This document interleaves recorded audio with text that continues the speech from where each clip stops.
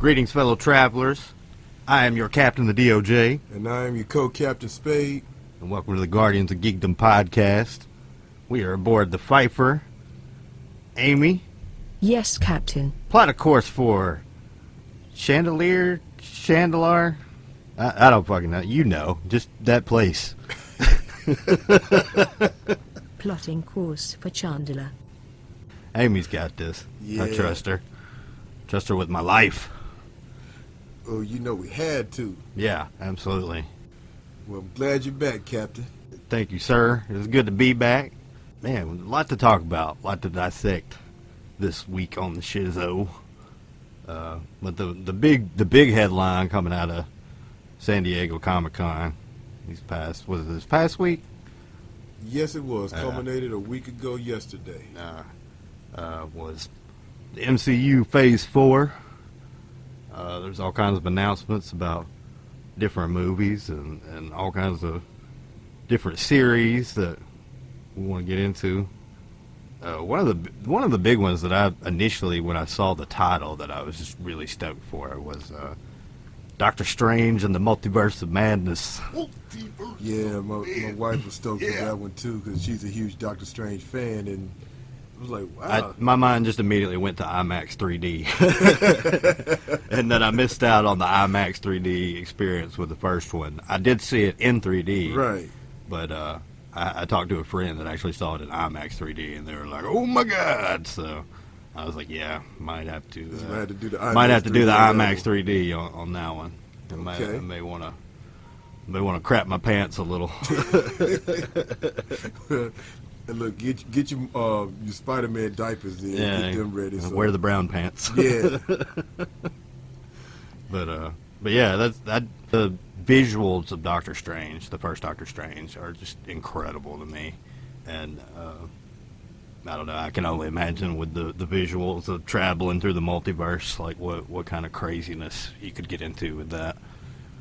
Man, talking about the visuals, when we went to see it in 3D, and it's just, that was one movie that you just had to see in 3D. Absolutely. 2D just does not do it justice. It doesn't. I mean, it's killer, but yeah, just seeing that in 3D, especially the scene where when he first meets the Ancient One. Yeah. And she just kind of like shows him everything, like the quantum realm and and the he kind of rides through the multiverse. He did.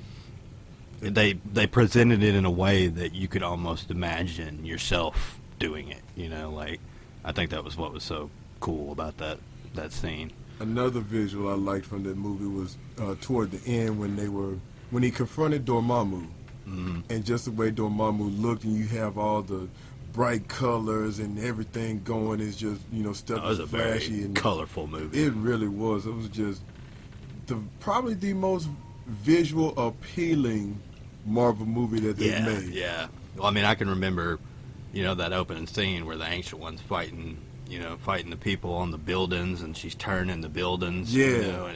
That scene in 3D was just so killer, man. Yeah. But yeah, I am very, especially after everything that's happened, with Endgame and everything, I am very interested to get into some more Doctor Strange. So I think that'll be fun. I think that'll be a fun movie. And who knows who could pop up, It's a multiverse. I could get some alternate versions of people, or I don't know. There's going to be some kind of shenanigans, I'm sure. I can hear most everybody now. I wonder if Iron Man's going to be in it. Will we see him? No. We crush your hopes and dreams. No, he did. When one Tony dies, they all die.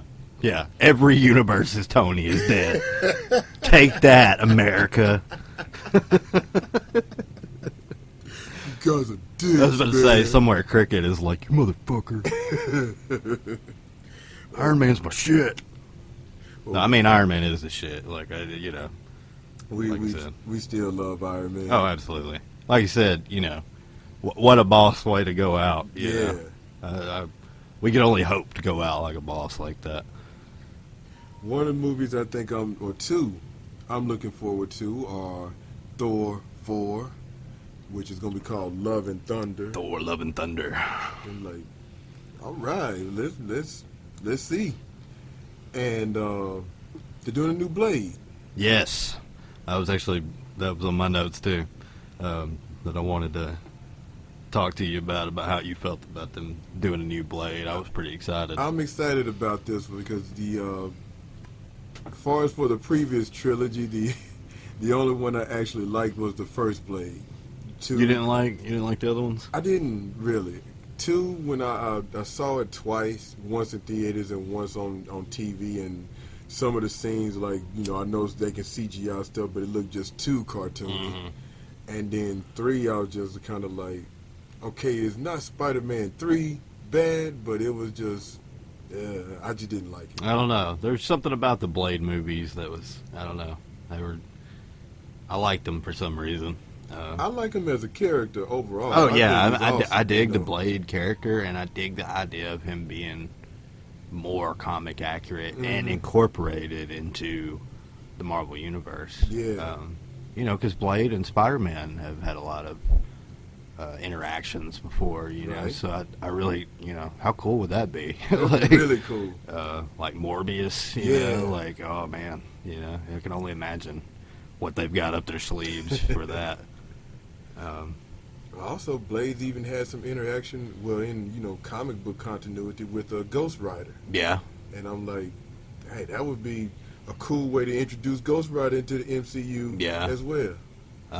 I'm wanting to say they're actually doing a new, isn't it Wolverine versus Blade? Aren't they doing something with Blade now? Yes, they are. That's what I was thinking. Yeah, That's limited interesting. Series, I want to say it's about maybe 4 or 6 books of Wolverine versus Blade. It's crazy that they're kind of bringing some of these characters back to the forefront. We mentioned the other day about Conan the Barbarian. Mm-hmm. How neat would that be to be incorporated into the MCU somehow? Yeah, that would be insane because now I wonder, could they? Like, legally? it's Disney, so they would find a way to. Those motherfuckers.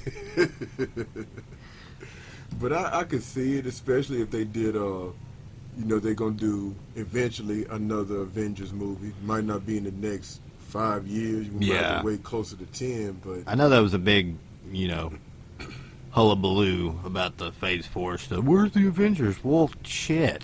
What did you think? Like we were just going to jump right into a new one? exactly, Like, no. we've had 8 years of. I was about to say, Avengers it's movies. time to start over. Yeah. We're going to Iron Man 1 this bitch. And we're going to rebuild, like that's kind of, that was the idea that I got was like, hey, all this stuff will propel us forward, And when there's another world or universal threat, then there will be a need there for will the be a need Avengers. for new Avengers, exactly. So you'll see that team then whenever that comes. Who's the new leader? Call it. Oh man, I know everybody's kind of leaning more towards Spider-Man, but I'm either gonna go with Captain Panther. Marvel or Black Panther. Panther, definitely. That's my pick. If I could pick, Mm-hmm. as far as experience, hey, man's king. Yeah. What more do you need? So those are my 2 picks, either Captain Marvel or Black Panther. I could see Captain Marvel too, especially kind of the way they positioned her. Mm-hmm. So yeah, both of those I think are safe choices. While I could see Spider-Man at the same time, it's like he's still young and up and coming, you know. Right. So maybe one day, but not now. Right. Like he still needs to Get a little bit more seasoned. right. and He growth. needs to learn a little more. You actually saw Far From Home recently, didn't you? I did. Far From Home was great, and I know I've watched, going back on the chronological Marvel movie watching, I've watched Homecoming, and actually like it was like the 3rd or 4th time I've seen it now, so I actually liked it better than the first couple of times I saw it. But Far From Home, in this humble comic book geek's opinion, is the best Spider-Man movie I've seen. And see, that was awesome to hear to me. Like, I remember you saying you kind of came out of it feeling like you did with the Spider-Man 2, like Tobey Maguire's Spider-Man 2. Mm-hmm. And I always said out of all the Spider-Man movies, that one felt the most like a Spider-Man movie to really me. Did.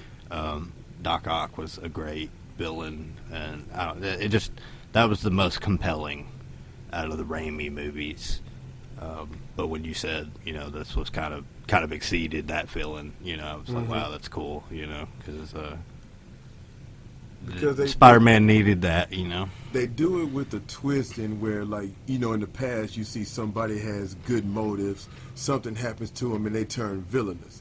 Well, this one is kind of a little bit of the opposite, where it's like he leaves one world, he knows he's a villain, they don't know, he comes in like, all right, well, I'm gonna be this big hero and blah blah, and then like it's the turn on the dime. It's like nothing dramatic happened for him to turn into the villain, because he was already the villain, right? Perpetrating as a good guy. I got you. So it's just that aspect. There's a lot of I think there's a lot more of Nick Fury in this movie than there was in probably any of the other movies Sam Jackson has been in as Nick Fury.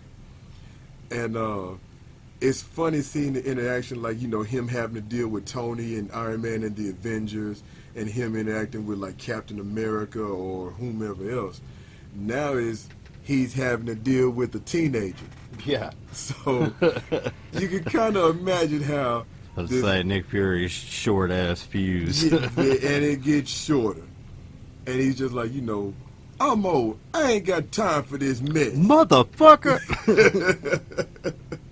I did love that he said, bitch, you've been to space. That made me so happy. I was like, at least they let him get a bitch in, man. It's like, it's Nick Fury, but it's still Sam Jackson. It's still Sam Jackson underneath it all. Yeah. But yeah, man. That's every role that Sam Jackson has is like that, too. Go back and watch every Sam Jackson movie. That's him underneath. Totally. But yeah, man, Far From Home was great, man. Like I said, it is my favorite Spider-Man movie. That's awesome, man. I'm stoked to see it. Going back to Phase 4, though, something that I was also very stoked about, and we talked about before we started our transmission, was Shang-Chi and the Legend of the Ten Rings. Yeah. Which is I'm assuming is the origin story of the Mandarin. Mm-hmm. I was not happy how the Mandarin was handled. Was not an Iron Man 3 fan. If you liked Iron Man 3, I'm sorry, you're wrong. Well, I guess I'm just wrong. You're wrong, Spade. You're fucking wrong. No, it's fine. It's cool. It's cool if you like that movie. I will say that that is the hottest that Gwyneth Paltrow has ever looked to me in that movie, was the wearing the tank top with the pulsar, like that was But like you and I talked about with Iron Man 3, if they had kept Ben Kingsley as if he would have just stayed the Mandarin, I would have beat Iron Man 1. And that's what I told you. I was like, man, if he would have just stayed the Mandarin, I was sold up until that point. Right. I was good with it, and then when it was like, oh, I'm just some fucking actor. Damn it. Damn it. I want to say they tried to make that movie too much of an espionage movie. Yeah. That swerve of what's his name, Aldrich Killian. Yeah, Killian being the Mandarin. Well, I am the Mandarin. It's like, no, you're not. No, fuck you, no. So so that was a bad writing. Yeah. I don't know what Jon Favreau was thinking on that one. Too many cheeseburgers. It's the product of too many cheeseburgers. Iron Man 3. But no, I'm stoked that they did that one shot. Mm-hmm. I don't remember what movie it was attached to, but it shows Ben Kingsley's character in prison, and he gets taken out by these people, and it's revealed that there's a real Mandarin, and motherfucker, you pissed him off. Posing as him. But it seems like all these years later, we're finally going to get into that, and I'm pretty stoked Like we were talking about, we don't really know, without there being a Tony Stark who he would be attached to as a villain. But we brought up potentially Spider-Man. Yeah. I mean, really, he could be an Anybody. Avengers villain, Right. A new Avengers villain. So, I mean, they did it with Loki in the first Avengers Right, movie, so right. it's not far-fetched at all. no, not at all. So, and I love the potential of all these new villains too. That's something that's kind of exciting about going forward is, getting into some new villains and maybe even revisiting some old ones. One I know that, especially the internet, is a buzz of speculation, and a lot of people is Doctor Doom. They really want to see Doctor Doom in. I've said that for years. I would like to see Doctor Doom as an MCU villain. And I'm like, hopefully, and preferably, I think it would be that they would do him justice this time around. Oh yeah. Well, it has been confirmed that they are doing a Fantastic Four. Yeah. Under the Marvel Cinematic Universe banner, and I'm sure there's people out there that are groaning about it, but people, if it was ever going to be done right, here it is. There you go. I've been saying that too for years. Like if Marvel could have got their hands on Fantastic Four, it'd have been done the right way. And I feel like probably good thing that they've waited. I know there's probably some people that's like, man, the funk of that last one hasn't wore off yet, but I imagine it'll probably be 2021 or 2022 by the time it comes out. Yeah. I think they're going to wait a little bit. They were looking like on down the road for. I know there that was one. quite a few of these that had a 2021 release kind of attached to it. Thor has one. Trying to think what A else lot of the was- series do. I know the Shang-Chi and the Legend of the Ten Rings. That's gonna be a movie, right? Yes. Okay. And let's see, The Eternals coming out in 2020. Yeah. And I do want to dive into that a little bit. I know that Angelina Jolie is attached to that, which Yeah. I thought was interesting. But I'm not quite familiar with the Eternals. Are you? Not really. Not that much. I think this is the family that Thanos comes from. Is that right? Possibly. I always kind of got the vibe that they were like Marvel's version of the New Gods. Mm-hmm. You know what I mean? I know that, which is going to be on one of my up and coming shows on Spade TV, that one of their members is Gilgamesh, and I'm trying to think one of his other names because he has other names too. But he's one of the Eternals. So he was like, really, really strong, immortal type deal. That was kind of the vibe I got. Was they were almost like, almost Greek god-like. Mhm. It'd be interesting to see because I know some people watching footage from Comic-Con. Some people were really excited. Some people kind of like, huh? And then I'm thinking It'll be one of those sleeper things, though. like Guardians of the Right. Galaxy. And that's A the lot of first people thing that I thought weren't of. familiar, and then Yeah, because a lot of people they were. smacked you in the face with it. Oh man, Guardians was great. I'm like, yeah, like 6 months ago you were talking crap about it, saying Yeah, like, we all were. We all did. We all did it. Yes, we did.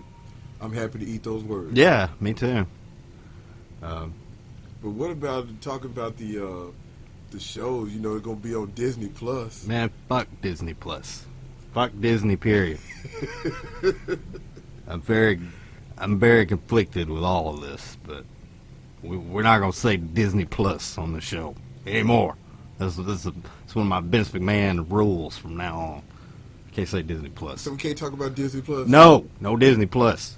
That network that shall not be There we go. named. Like that other network that shall not be named. So on the second network that shall not be named, we have the Loki show that is supposed to tell us I will say, yeah. I mean, the Loki show sounds awesome. where he been, what he's done since there's an alternate timeline Right, now. since he he snatched back up the Tesseract and just dipped off. They're like, hey, we're going to follow Loki and see what kind of shenanigans he gets into. And I'm like, I'm all for some fucking Loki shenanigans on a series basis. So that's very cool. Like, and there were a lot of rumors when it was first announced that you might eventually see Cap. And I was like, that's a possibility because he has to come back and get the stones. So Yeah.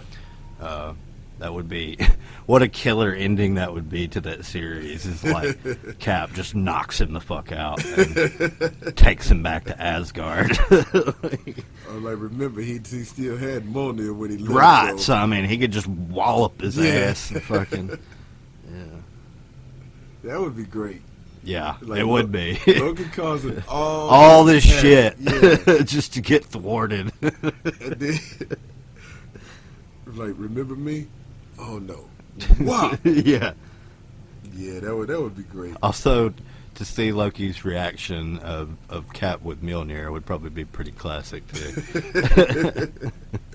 Because Loki couldn't lift Mjolnir. So.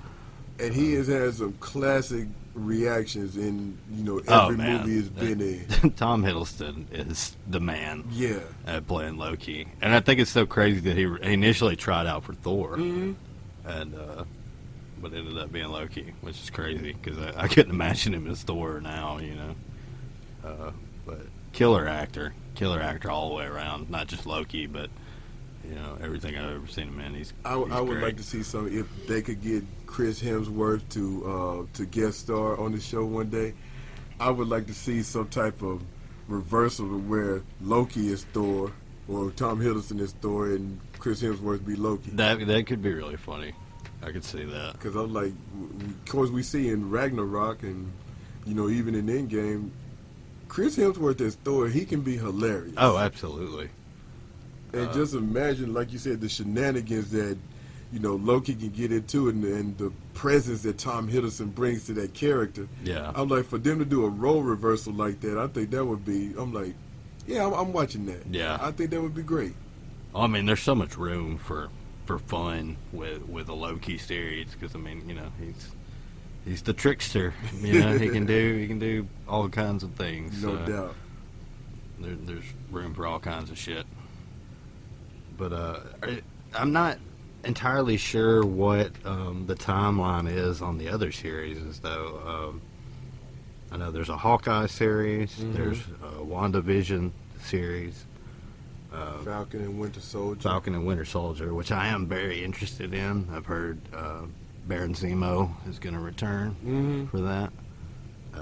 I've also heard he's supposed to be under the mask this time. Good. I was thinking about that. I was like, I wonder, is he coming back in the purple and yellow, like with the fur and shit? Yeah, like it was. He was. In the comics, he was Hydra, was he not? For a time. Yeah. Okay. For a little while. But still, that could be very interesting, and I'm wondering.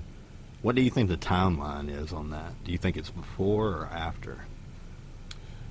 I would say it would probably have to be before. See, that's my thought, was it would have to be kind of before, because, you would assume that Falcon would be Captain America now. Right. So I would think you would want to go before. Because it definitely did seem like there was a team thing going on with Bucky and Falcon. So I could totally see in between this movie and this movie, this is what these guys were doing. This is like the buddy cop type. Yeah, type it was show. very much the vibe I was getting from the show. It was like a buddy cop drama with Falcon and Winter Soldier, which I think will be killer. I think them two have a for real life chemistry because every time I see them in interviews, it just seems like they clown constantly. Like constantly pulling pranks and fucking with people. One of my favorite scenes from them two was Civil War when they're fighting Spiderman and Spidey has both of them webbed up and Falcon does his thing with Red Wing and takes him out and you hear Bucky, you couldn't have done that before. I hate you. Yeah. I laughed so hard at that. I was like, like I said, going back and watching all these movies in chronological order, but seeing that, I'm like, I had to rewind that 3 times before I stopped laughing. I was like, oh man, that was one reason why I love that movie so much, man. That whole interaction, that whole scene, like, wow, you got a metal arm. And then them in the Volkswagen with Cap, and Bucky's like, can you move your seat up? And Sam, no. Yeah, that was great. So yes, that was the one on the not to be mentioned in the name network that I'm looking forward to. Running by that motherfucker. He super kicked me out of a fucking window, Spade. All right, and down a fucking wind shaft. I could have died. But I caught you. You did, thank God. Only thing I can say is if we ever do encounter him again, Juggaflow his ass. Yeah, well, his head's gonna go on the wall back here. What are you thinking about? They announced Natalie Portman as Thor.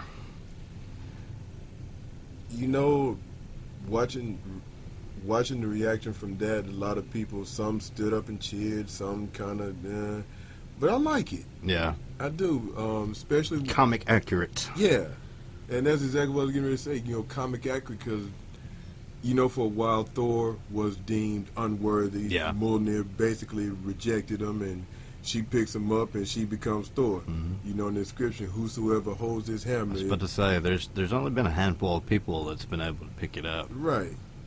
But in more recent continuity, Jane Foster was able to. Mm-hmm.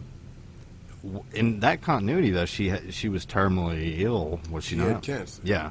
Do you think they'll go with that in the movies? I don't think they will. I don't think so either. That just seems really dark. Mm-hmm.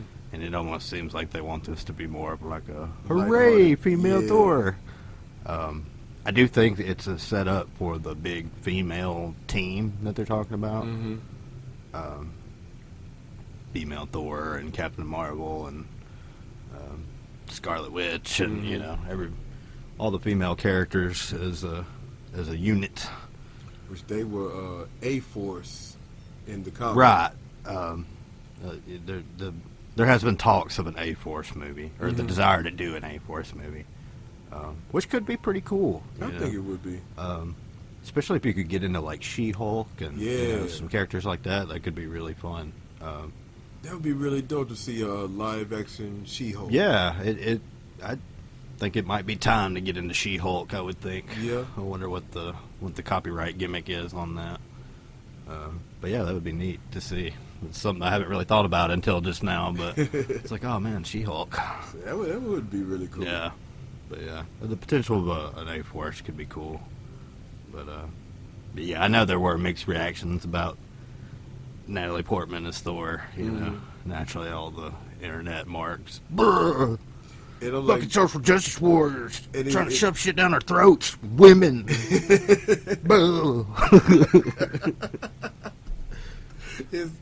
It's crazy because some people talk about her height, she's too short, she's not tall enough, fuck off. she's not bugging. I'm like, okay, you all do realize that a movie is not. Y'all said that shit about fucking Gal Gadot too. Yeah, so a movie's not going to be made tomorrow. Yeah, they got to go through a process first. She's going to go through a training process. She's going to go through a workout regimen. She's going to go through a strict diet. Oh, yeah. To do whatever she had to do. And even if you say she's too short, guess what? We have technology called Photoshop and CGI. Yeah, so don't worry about it. They can make it if she's 5'2". They can make her 6'2" if they want to. Stand on this box, please. Yeah. We're going to green screen the box. Don't worry about it. Yeah. We got you. Was like Michael Clark Duncan in the Green Mile. He's not that tall, but right. they totally made him look it. Mm-hmm. So yeah. Yeah, because he was only like 6'3". I mean, he's a big dude, but yeah, he wasn't like 7 foot fucking tall. Yeah. But movie magic, folks. Like that's why it's called fiction. Yeah. It's like you said, movie magic. It's the magic of making a movie. We can do whatever we want to do. It doesn't have to be worldly accurate. Suspension of belief, if you will. Yeah.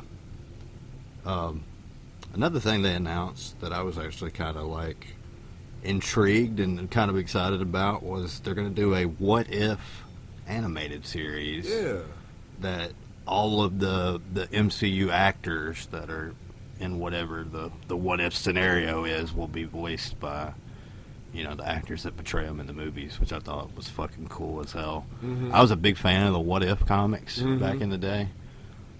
If you're unfamiliar, the What If comics were basically kind of like Marvel's Elseworlds. They were like a, you know, what if the Hulk killed Wolverine? Or, you know, it was them playing out these hypothetical situations that could potentially happen in the Marvel universe, but didn't. maybe the main continuity was like, hey, you can't fucking kill Wolverine. I'll kick your ass, you know?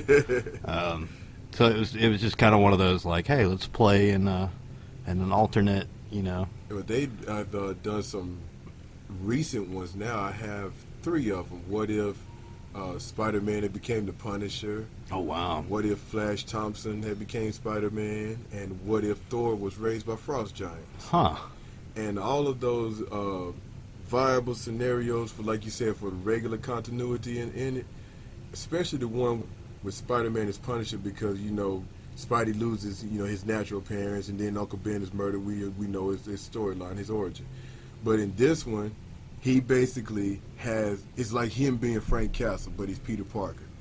And same thing happens. His family is murdered, so, you know, he has radioactive powers, and he just goes berserk. Wow. You know, and I'm like, man, it's a grisly book. I'm not. Does he have a Spider Punisher suit? Yes, he does. Sweet. Yes, he does.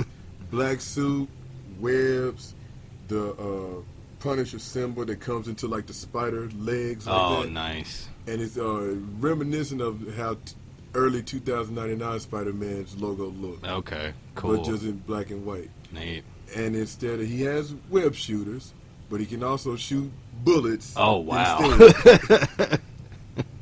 I don't just shoot webs. So yeah, so it's a lethal Peter Parker. Wow, to say that the is, least. yeah. And see, that's interesting as fuck to me already. I haven't even read the book, so that just kind of gives you a taste of what you could potentially get with a What If animated series. And plus, you know, voiced by the actors that play them in the movies. That's, you know, So if that's killer. Anybody reads Captain America or whomever in the actors, live action actors' voices, now you're gonna hear them in the anime. Yeah, yeah. Because I totally do whenever I read, especially Tony Stark. I totally hear Robert Downey. So like that's gonna be great. It's like, oh man, this is gonna be really really cool. That's one I'm looking forward to. The What Ifs. Yeah, I think that's gonna be a neat series. So that was something I was looking forward to, and also kind of a nostalgic feeling too of, you know, because I remember the old What If comics. I was a fan. Yeah. And so those comics have been around. You know, if you're interested in, like I said, look for them. You can find them. One, I'm going back to the Thor thing, the first one, and then this is going to be a really popular book, What If number 10, What If Jane Foster had became Thor?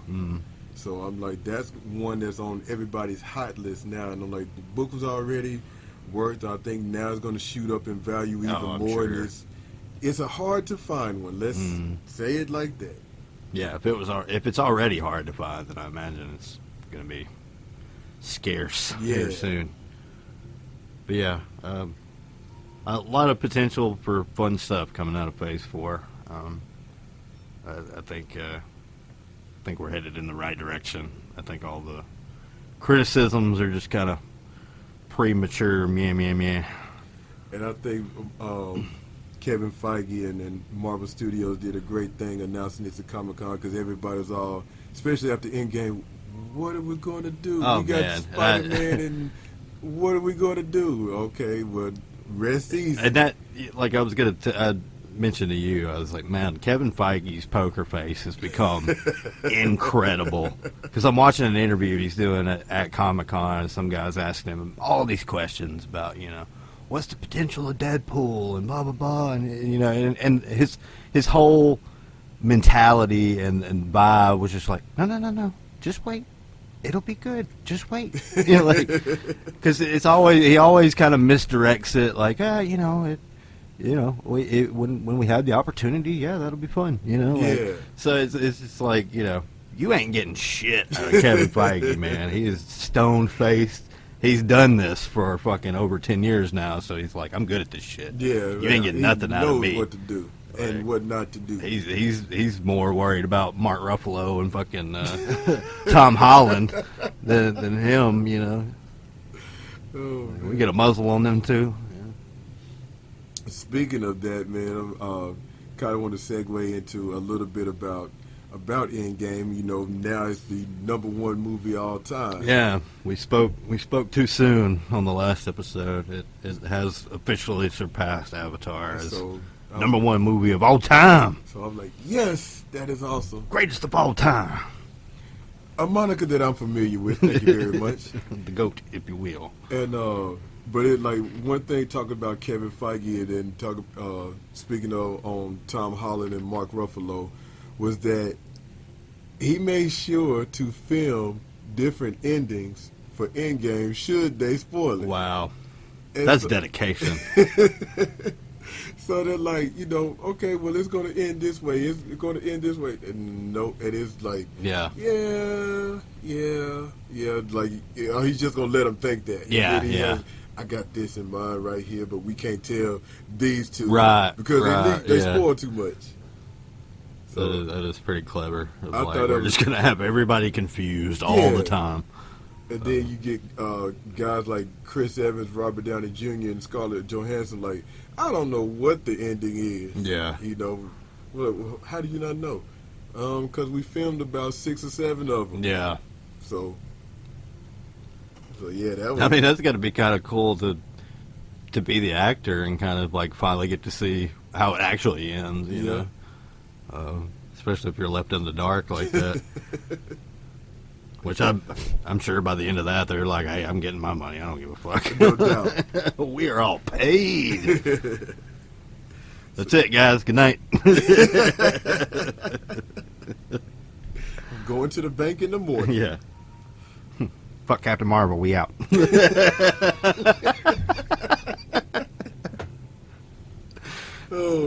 Go back and watch those interviews. Those are the best. Yes, they are.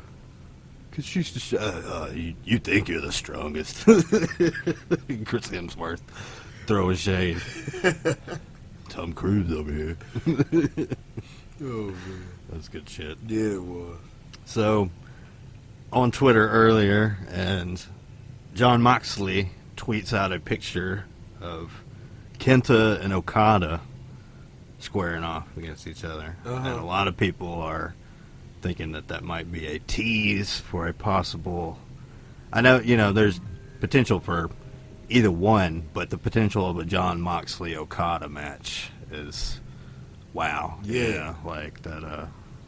Something I was not even remotely thinking about, but the minute it was teased, I was like, oh man. I've heard Moxley has had quite the run in the G1 so far. Man, that dude, he is. He's probably one of the hottest things in pro wrestling right now. I would dare to say. Yes, definitely. But I thought that was pretty interesting. I've been keeping up with Jon Moxley since he's left. Up north, New York. Yeah. Oh man, Stanford, Connecticut. God damn it. And kudos for him, man. For just reinventing himself, or maybe not even really reinventing himself, but kind of applying what he learned in his time up north to the stuff that he was doing before that. You know, so he's kind of got to be the best of both worlds.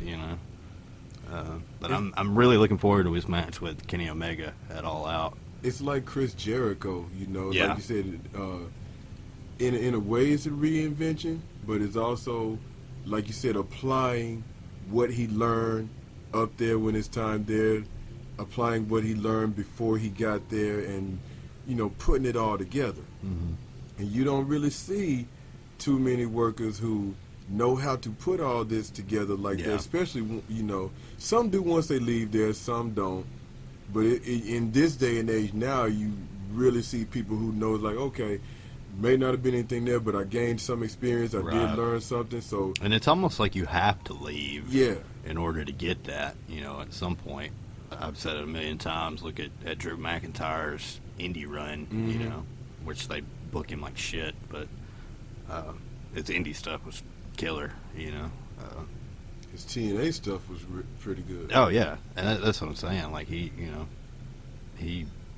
had something to prove, and he proved it. And it's a damn shame that he's not being booked better than he is. Exactly. But just proof that just because that particular system doesn't think you're a star doesn't mean that you're not. Cody Rhodes is a good example of that. Very good example. And I wish we knew Cody had star potential, just like Dustin had it. Just needed that one, I ain't gonna say a piece, he needed that push. Yeah. Because he had all the pieces already. He needed that push to prove what he could do. And I'm like, for whatever reason they were shy about pulling the trigger on him. I don't know why that was them, but they really, really dropped the ball on that. They missed their shot on that. And now, when he left there, he goes out. He's the biggest free agent in the world. He goes to place to place to place. I'm like, then he just starts winning like crazy. Winning the NWA title, winning the IWGP US title, winning, tag titles, winning the ROH championship. And it's just like, you don't see this man's, pedigree here, his championship pedigree. You don't see the value that he had. He made himself a bigger star than when he was in, the Connecticut company. Yeah. And it really wasn't until we went to that Ring of Honor show in Nashville that I really got to see how far Cody Rhodes had come, especially back then. They pretty much still do it now in AEW, but the Elite, as they're called now, but they were Bullet Club then. But back then, Bullet Club would come out and they would always close the show out and do some kind of bit. And the night we were there was the night that Marty sang "I Feel Like a Woman" by Shania Twain. But that night, especially Cody just had, I don't know, Cody had so much swag and charisma, and you could tell he was relaxed and he felt good, and he really was digging what he was doing. And that was the first time I really saw it, that I was like, man, Cody Rhodes is really fucking good. Like we've all underestimated how good. You and I have seen it, man, being in the locker room many, many times before, and we've both main evented shows, big shows, and been in that push, and we felt pressure from things. And it's like now, like you said, with that show, you saw Cody much more relaxed.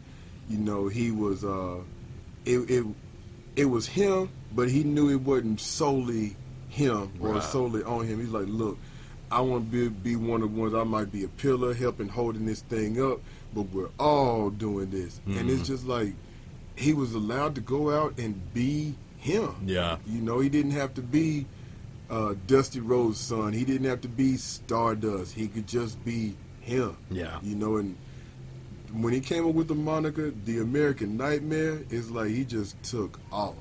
And he, like you said, we underestimated how good he really, really was, and they definitely underestimated how good he really is.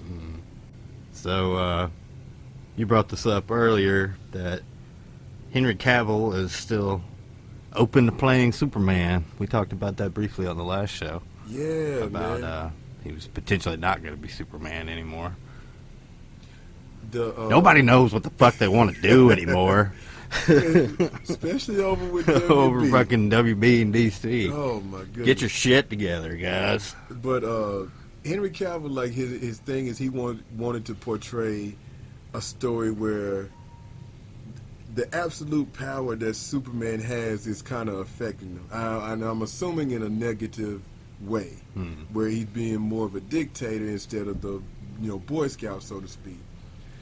So, of course, you and I read the graphic novel of Batman and Superman when they were, the dictators of the world, Yeah. and the rest of the Justice League had to take them down, and and everything like that.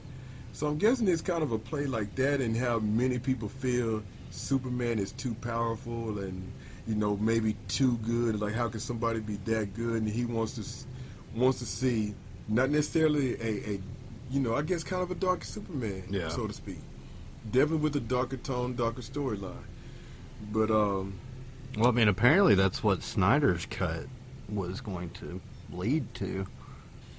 You'd think maybe that was the sell to Cavill, Probably for so. that, probably so. exploring that idea of the, I guess you could say, like the Injustice universe, Superman of one world nation. Yeah.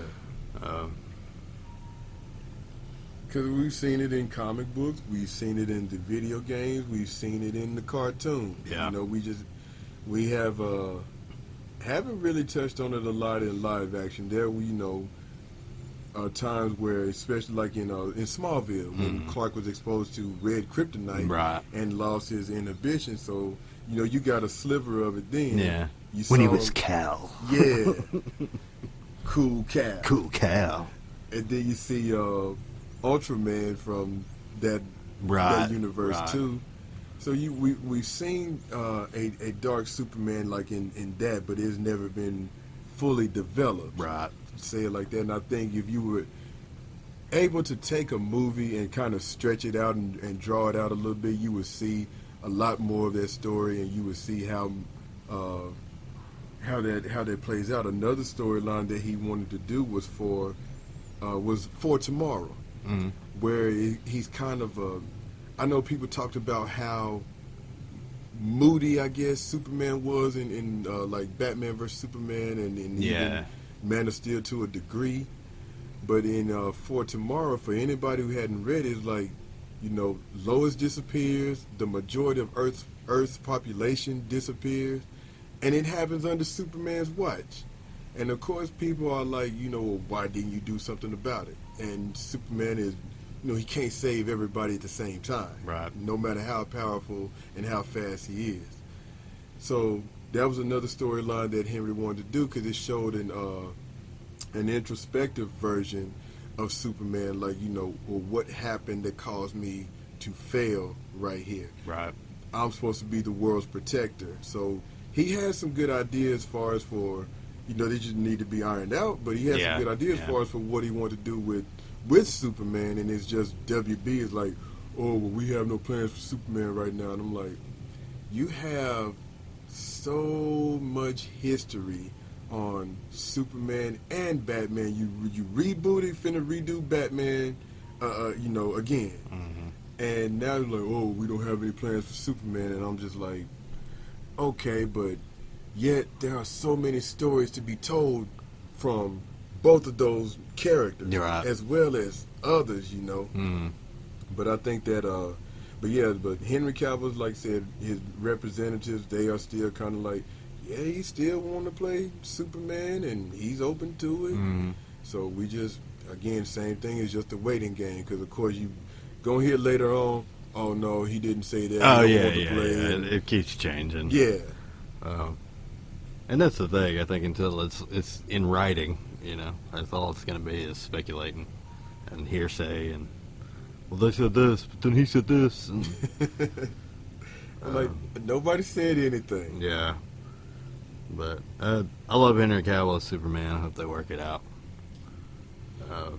But speaking of Superman, the CW shows are going to do, we've talked about it on previous podcasts, they're gearing up for Crisis on Infinite Earths.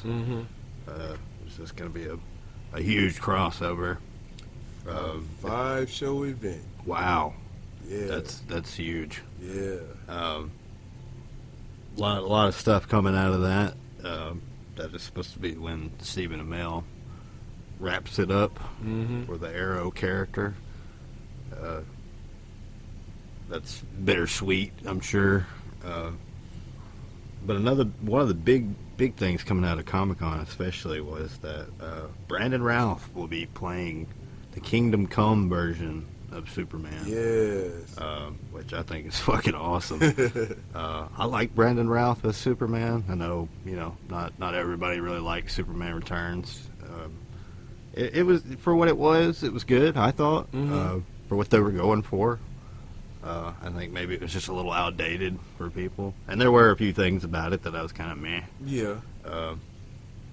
But for the most part, I didn't hate it, so, but his portrayal was damn good, as far as them trying to kind of recapture the Christopher Reeves essence, In this time of, in essence, darkness and unbelief, and that was what all made the everybody cynic- call for the fucking dark Superman Yeah. in the first place, was that movie. all this cynicalism that's going on now is like that movie. If people can say it is outdated or it was past its time, and I'm like, I kind of disagree with them. I'm like, far as for what's happening, especially now in our society, 13 years later since that movie's come out, we need that kind of Superman. Right. We need that type of light now, Yeah. to kind of be like, oh man, these were simpler times, Right. Christopher Reeve Superman, yes, it did work back in the day, but it stood the test of time. It's like they last year they re-released it in theaters because it was the 40th anniversary of it. So it's like people tuned in to see it. They Yeah. went to go pay their money again. I'm sure many of these people, like myself, have the movie on DVD or VHS. Somewhere they have the movie at home. Right. And they still spent money to go to the theater Right. and see it because a lot of them didn't get to see it in theaters back then. Some of them were just like, I want to relive that feeling I had when I went to go see it the Right. first time. So for Brandon Routh to play Superman in Superman Returns, I think, like you said, I definitely like his portrayal. And I like the movie. It was like, oh man, this is, for me it was refreshing because even though some people are like, oh man, it was cheesy, it was dorky, he didn't really fight nobody, blah, blah. I'm like, Superman didn't fight anybody in the first Superman movie either. Yeah. He fought an earthquake machine, Mm-hmm. And so I'm like, seeing him now becoming the Kingdom Come Superman, which you sent me the picture that Alex Ross drew. Yeah, I'll put that up on the Of hologram him. screen right here. And I'm just like, and there it is right there, and I'm just like, oh man, that was some great news, and I'm stoked to see what he's gonna look like in that costume, and because you totally got to give him like the gray The temple yeah. hair, But I have read Crisis on Infinite Earths. Mhm. It's a crazy graphic novel. Yeah. I mean, it's so much. Like I was almost overwhelmed by it. It was so much. So it's going to be interesting to see how they handle that in a live action format. But from what I know, reading on when the producers decided to do this for the crossover, they are taking elements from the book, but they're not going to go totally by the book. I got you. And reason, I imagine they couldn't, Right. for legal reasons. And part of the reason is because they did that with Barry and Kara in the Elseworlds crossover last year, yeah.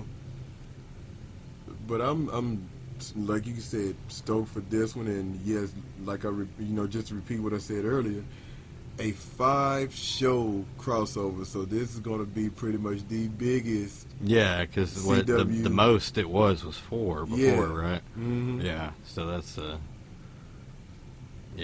is what. Let's see, it'd be Flash and Arrow, Supergirl, Legends, and Batwoman. Cool. Yeah, that'll be like a movie. For sure. But yeah, I can only imagine how dope that'd be. And speaking of crossovers, man, one I want to mention too is the actors from Black Lightning are really politicking with CW and then producers to do a crossover with Supergirl. Yeah, you were telling me about that. So and I'm kind of like, man, interesting. I know Nafessa Williams, who plays, Anissa on there, Thunder, she really wants to do one. Kind of the, girl power type thing, but it's just like she said, we've seen Supergirl team up with Flash, we've seen her team up with Arrow, we've seen the crossover. can we do one where it's just like, this girl team up with this girl and we go kick some bad guys' butt? Yeah. And I'm kind of like, that's pretty cool because Thunder has a heck of a following on this show now. Yeah. People look forward to seeing what she can do, in lieu to what Black Lightning, her father, can do. Yeah. So I'm kind of like, all right, I would love to see. And Chris Williams has expressed a lot of, of his interest in being like, I would love for this show to do a crossover because Black Lightning hadn't really been established for where it's at. A lot of people are still, it's still speculation. Is it his own thing? Is it in somebody else's world, but still his own thing in somebody else's world, or what? Right. And I'm kind of like, yeah, with introducing multiple Earths, it really could be anywhere. Right. But I always kind of thought that was the point of, it kind of freed them from not having to acknowledge that they were part of any. Mm-hmm. They weren't officially a part of the Arrowverse, like even though they kind of are. Yeah. But I don't know, it's weird how you have to work around things like that. But I've like since they announced the show, I've been wanting to see that. I wanted to see him incorporated into the Arrowverse because Quit segregating people. Yeah, well, I mean, Black Lightning's fucking awesome. Yeah. And he's. I think about him and Young Justice. He was part of the Justice League and that. And I could see him having a big role. If there was ever an established big team. Which at this point it would almost seem like. It's like, guys, seems like we team up once a year. We should probably get a name and a gimmick, Right. But super best friends forever. We're the super best friends. Oh man, I could see somebody saying something like that. Oh yeah. On one of these shows and. Especially like we know Arrow's ending, but I could see Dig or even Olive be like, we're not calling ourselves. Yeah, we're not doing that. I'm not going to do that. If any of you try to hug me, I'm going to punch you in the face. Seriously, I'm sick of all the touching. People are way too emotional. Oh man, yeah, that is great, man. Who's gonna do that when Stephen Amell leaves? Ooh, boy. Who's gonna be the buzzkill when Stephen Amell's gone? Batwoman. There you go. She would be the buzzkill. See, that woman's filling the void. Already. For when you need broody bullshit. God, Batwoman. Such a downer. Nobody killed your parents. Oh. Jeez. What are you so upset about? Well, if you had to hang around grumpy-ass Bruce Wayne all day. Yeah, well. Because in that show, he's her cousin, so. Mm-hmm. Cousin Bruce. Yeah. Broody cousin Bruce. That nobody knows where he's at. Always down in the basement, doing whatever. Man. I did go back recently and watch the Elseworlds crossover, man, and, it was was fantastic. Oh, wow. I cracked up at so many things. Oh, yeah. And honestly, even if you're not up to speed with all the continuity, it's still worth a watch. Because I wasn't at the time. And, that, there were a few things. But for the most part, they presented it in a way of like, hey, even if you hadn't been keeping up, this is it's a fun story. You should be able to follow. But just the whole dynamic of them switching places was just so fucking funny to me. Oh my goodness, it was hilarious. Him shooting him with the arrows, that was like the best. It's like, I finally got. Wait, let me get a picture. Yeah. Yeah, that was. Where'd you set up? Great. Where'd you set up the remote control? I'm not you. And then You were getting way too much enjoyment out of this. And then the part where they're in Argus and Barry is telling Oliver, like, could you put that mask on? Why?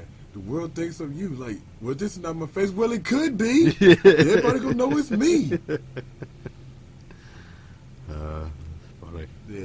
That was great, man. I'm like, I love the dynamic that they brought in that crossover. I'm just like, when they release these on DVD, I'm almost want to be like, could y'all just do this as its own show just so I could just watch the crossover? Yeah, you know? yeah.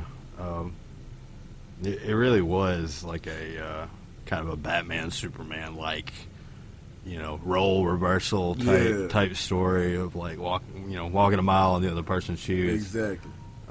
You know, we've talked about the novel where Batman inherits Superman's powers and how it corrupts him, you know. But this wasn't quite that dark. But I did love when Oliver's talking about, you know, his appreciation for the super speed, you know, like the calm when he was running, you know, like understanding that perspective from Barry that he didn't before, right?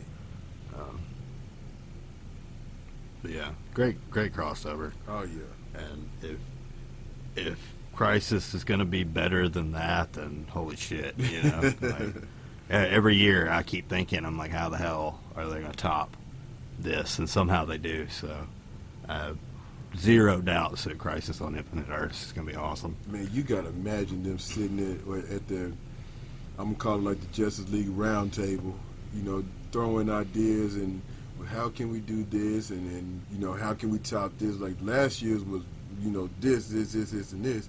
And we got to top it. And, you know, just discussions going on with them and with the producers and writers. And I'm just like, golly, because we just see the results of it. Right. We don't see, you know, all the work that goes into it. You know, coming up with these crossovers and coming up with ideas and titles and who to put in and, you know, a baddie to fight and just all that stuff. And it's just like, man, so, you know, we get this crossover in 2019 going into 20. I can only imagine a year from now what they're going to do and how they're going to do it and what they have in store. Yeah. Oh, it's going to be epic for sure. I think that about does it for me, sir. I think it's about time to head back to the homestead. What do you think? I think so. Well, word up, Amy. Yes, Captain. Got a course for home. And get us some grub on this ship. Yeah, we need some. We need sustenance. Yeah, and some drinks. Yeah. Placing order for food and drink gimmicks. Plotting course for Earth initiating GOG Awesome Mix Volume 1 Track 8. Well, everybody, I am your captain, the DOJ. And I am Spade, your co-captain. We will catch y'all next time. Zoom! Fuck Disney Plus. Some people call him Paulie, 'cause I speak of the pompous of love. People talk about me, baby. Say I'm doing you wrong, doing you wrong. Don't you worry.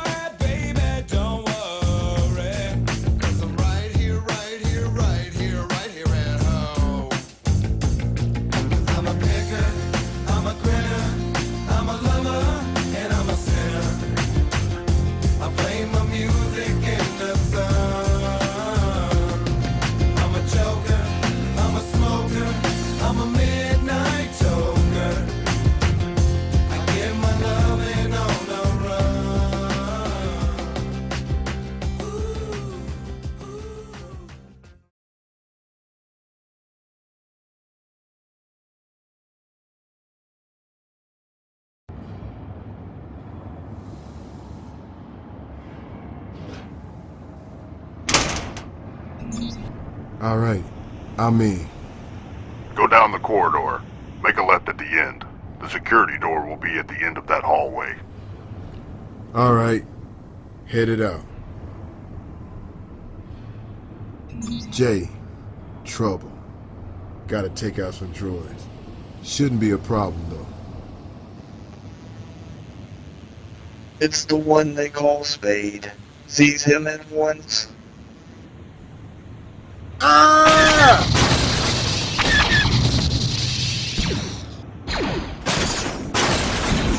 Yo, I'm getting kind of overwhelmed here. I could use some help. You might want to join me. Copy that.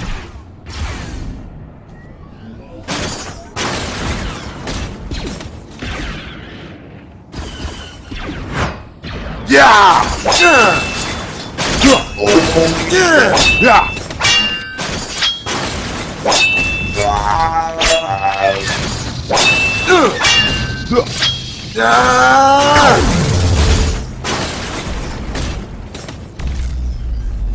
Church on the move.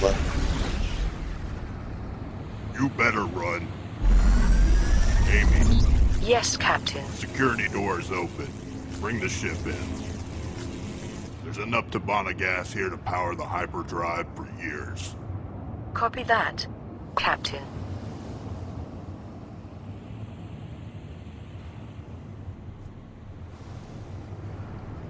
Alright, man.